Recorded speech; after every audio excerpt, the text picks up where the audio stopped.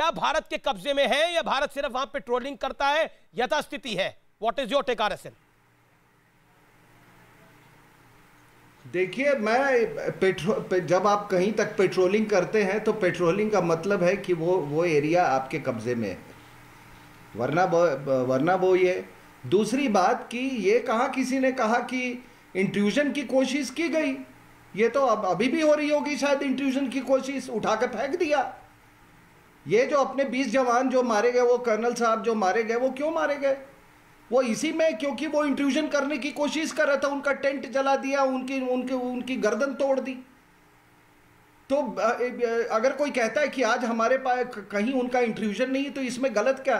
तो और फिर मैं कह रहा हूं कि क्या उसके मतलब वो ये 20 लोगों जो शहीद हुए उसके बाद मतलब कब्जा हो गया आपका कहने का मतलब क्या है?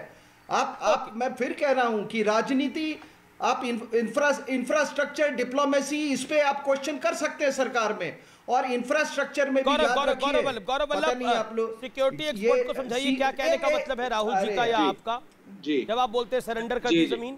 जी लेफ्टिनेंट जनरल एचएस पनाग साहब का नहीं,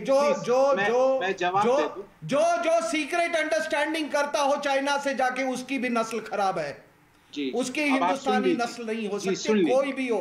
सुन लीजिए कोई भी जो सीक्रेट अंडरस्टैंडिंग, और मुझे अभी तक ये है कि अभी तक इनको जेल क्यों नहीं भेजा गया है। मुझे नरेंद्र मोदी सरकार से ये उम्मीद नहीं थी। मैं समझ रहा था कि ये वो अभी तक जेल में होंगे या उनका अभी तक इंटरोगेशन हो रहा होगा, और उनको इतनी बिल्कुल आप सुनेंगे मेरी बात। हिंदुस्तानी नस्ल का आदमी नहीं ये काम कर सकता है कि सीक्रेट अंडरस्टैंडिंग करे, और अगर इस पे अगर कुछ हुआ तो आप देख लीजिए आप। ओके, मैं अमीश भाई जी, आपको मेरी आवाज आ रही? बिल्कुल सर। मैं लेफ्टिनेंट जनरल एचएस पनाग, जो जीओसी कमांडर रहे हुए, जिनको लिए कुछ अभी बोल रहे थे, छोड़ो यार, छोड़ो ये चंडीगढ़ लॉबी का। प्लीज सर, वो मुझे मालूम है ये चंडीगढ़ लॉबी में कौन कौन बैठा हुआ है यहाँ पे। सर मैं तो लॉबी समझता नहीं ना सर, मेरे तो जीओसी कमांडर लिखेंगे वो पढ़ के सुना रहा हूँ सर। आप बहुत समझते हैं, आप बीजिंग तक आपका तो सीक्रेट पैक्ट होता है, और फिर कह रहा हूँ कि जो भी सीक्रेट पैक्ट करता है मैं चुप हो जाता हूँ। वो उसकी नस्ल हिंदुस्तानी हो ही नहीं सकती है। मेरी टर्न आए मनीष भाई, जब बता दीजिएगा। आरएसएन अपनी टर्न का वेट करिए, बोलिए गौरव।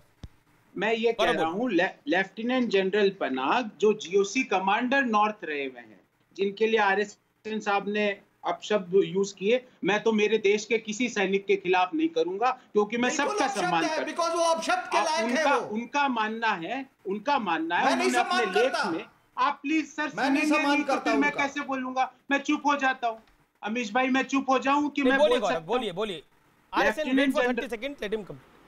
लेफ्टिनेंट जनरल एचएस पनाग साहब का आर्टिकल है, जो जीओसी कमान थे नॉर्थ, जिसके लिए सिंह साहब ने अपशब्द कहे, वो उनकी राय हो सकती है। मेरे लिए हिंदुस्तान का हर सैनिक आदर योग्य है। उन्होंने लिखा है कि our patrols continue to patrol up to finger 8, ये उनका आर्टिकल छपा है। और मैं आपको डेट भी बता दूं अमीश भाई, अगर ये सिंह साहब पढ़ना चाहे तो पढ़ सकते हैं।